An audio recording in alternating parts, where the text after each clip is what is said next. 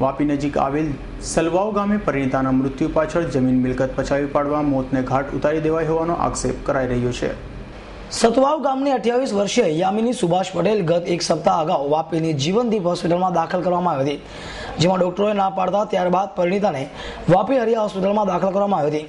24 કલાક રાખ્યા પછી પરિણીતા ભાઈ અજીતે નારણભાઈ પટેલ વાપી ડુંગરા પોલીસ મથકે મૃતકના પતિ સુભાષ લક્ષ્મણ, કંચનબેન દિનેશભાઈ, ટોણી દિનેશભાઈ, તેજલ દિનેશ તેમજ અન્ય એક ટૂંકવાળાની મહિલા સહિત 5 વ્યક્તિ સામે વલસાડ ડીએસપીને લેખિતમાં ફરિયાદ કરી હતી।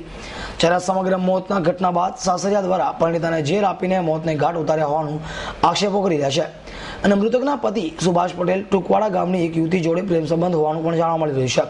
ત્યારે આ સમગ્ર ઘટનામાં પોલીસે ઊંડાણમાં ઉતરી સાચી હકીકત જમીનમાં મિલકત કે પછી પરિણીતાને પોતે આત્મહત્યા કરી જેની તપાસ બાદ સમગ્ર મામલો પ્રકાશમાં આવશે।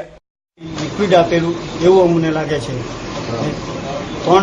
3 દિવસ પહેલા એનું મરણ પામેલું એવું જાણવા મળ્યું। જ્યારે ડોક્ટર તપાસમાં શું આવે છે? ડોક્ટર રિપોર્ટમાં ઝેર પીધેલું આવે ને કેટલા કલાકમાં એની અસર થાય છે?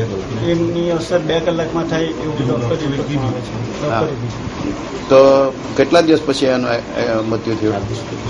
4 દિવસ પહેલા 4 દિવસ પછી મૃત્યુ જાહેર થયું। દાબેલી કે મારી બેને ઝેર પીધેલું નથી, એમના સાસરિયા તરફથી ઝેર પીધેલું એવું અમને શંકા છે। શું સમગ્ર હકીકત શું છે આખી?